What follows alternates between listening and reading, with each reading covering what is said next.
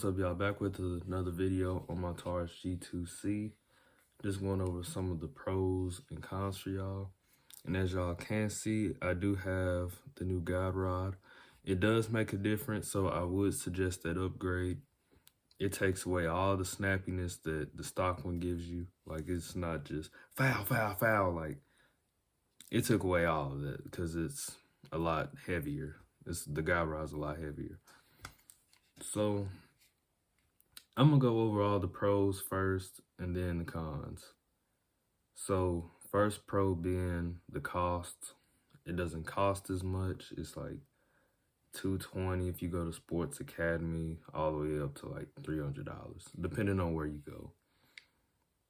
Because if you are someone that wants to get like a better firearm, like a FN, a Glock, a SIG, I don't know, Shadow System, something like that, but you can't afford it and you just want you something for the meantime. And if you are new to guns, even if you're new to guns, go with this. A lot of people, even whenever I first bought the gun, like a lot of people wanted to buy it off of me, buy it from me. And all those people were Glock owners and they didn't even know what type of gun that this was. They just looked at it. They was like, I like this. But that was even before I even bought the laser, the guide rod, the striker, all that. It was just completely stock. So that's one of the pros, is price. Two, another pro of this gun, I would say the upgrades. You get a decent amount of upgrades. You don't get too many upgrades as in like just in general.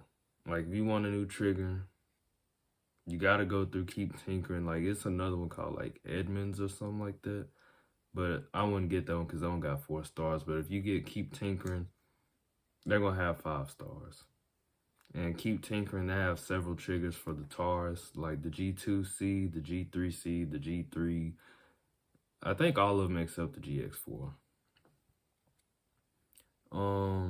The striker, you gotta go through Lakeline to get another one of those.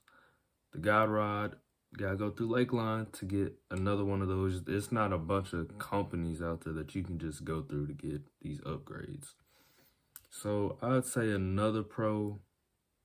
Oh yeah, and the upgrades are not expensive. Like, you're not gonna spend that much money.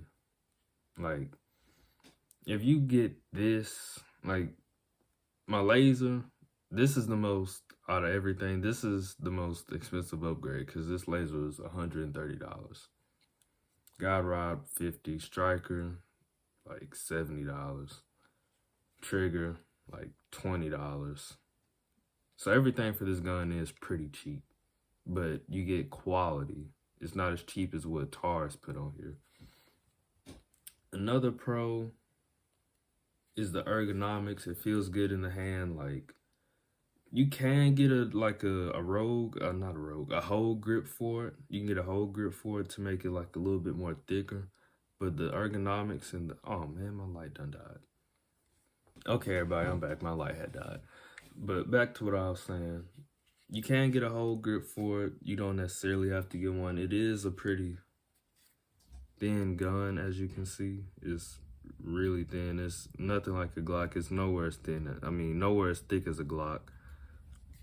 So, I don't know if that's a pro for you or a con. If you got like big hands, I don't know if that'd be. But me, I got small hands. So for me, it fits nice in my hand. Would I get a grip? I mean, you could, but you don't really have to. Another pro of this gun is it works, really. I mean, it works. I mean, now I'm about to get into the cons. Okay, with this gun, I wouldn't recommend shooting steel casings or aluminum out of it because I've shot my self-defense rounds through it, which R plus P. It will shoot them, but I would not recommend shooting plus P ammo out this gun all the time. I wouldn't shoot steel or aluminum cases out this gun because it will shoot it like probably like a round or two. But some people say theirs can shoot plenty of rounds and they haven't had any problems. But I know with mine, me personally, I know it likes brass and copper. It doesn't really like aluminum or steel casing, which I never shot steel. Like I shoot aluminum, but I never shot steel cases out this gun. But that's one of the cons. Another one of the cons is no telling how long this gun is gonna last, when it'll have a problem or something like that. So I'm probably over like 500 rounds by now, for all I know. And you know, you do get that break-in period. I recommend shooting about 100 to 200 rounds through, just so the parts and stuff can wear in, and you know, stuff like that. Some people get these straight out the box and they don't let the parts wear in. They don't let the gun break in. As soon as they get their first jam through like the first 25 rounds, they think this gun is trash. But they just haven't let the gun break in. Like, you gotta let it break in. Like, whenever you get this gun, I ain't gonna say shoot 1,000 rounds through it off the bat, but you know, wear it in probably the first day, break it in, probably shoot like a good 50 to 200 rounds, like what I just said. Another con of this gun,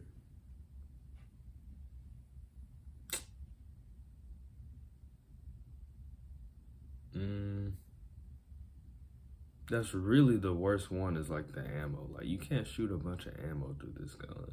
It's like I said, if you're gonna shoot self-defense ammo to save your life, there is people out there that have said they shot steel casings, aluminum, they shot everything through it. But me personally, it haven't worked for me. So just save yourself, go with brass or copper ammo. Plus P or not, go with brass or copper ammo. This gun will shoot plus P. Taurus doesn't recommend that you shoot plus P for practice, but if you are just absolutely in a self-defense situation, then yeah, you can shoot plus P through this gun. But it's not like Taurus just put on there, it is plus P rated. Whenever you do buy this gun, you can look in the manual and it will say that. And you can search on, like if you search online, it will say that this gun is plus P rated. But whenever you read the manual, it will say pretty much Taurus don't recommend it, but you can in a self-defense situation. Just don't be shooting plus P through this gun for practice. But yeah, y'all, this is my gun. I do have the new sights. Once again, they just not on here because I've yet, well, you know, I'm gonna do it tomorrow.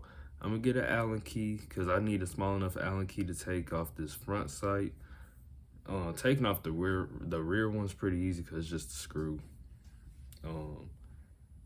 But yeah, I'm gonna change out these sights with my night sights. They are XS. Ain't the cheap ones like what everybody else got on there from eBay, the fiber optic ones. I didn't go with that because I'd rather have quality. One more con of this gun. One more. Since it has this polymer frame and just the whole gun in general, don't get me wrong, I love this gun. It's a great gun. It got this polymer frame, so it does feel a little bit more cheaper compared to, like, once again, your more expensive firearms. Like if you compare this to an Equalizer, an M&P Shield, a Beretta, anything like that. And if you hold them side by side, the ergonomics on this is amazing. Like, it feels good.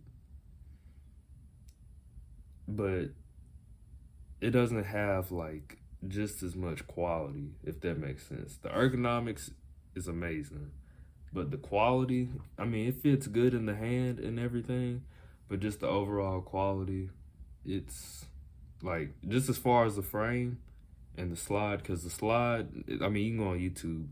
Everybody says that slides on these wear like pretty fast and pretty easy. I don't really care.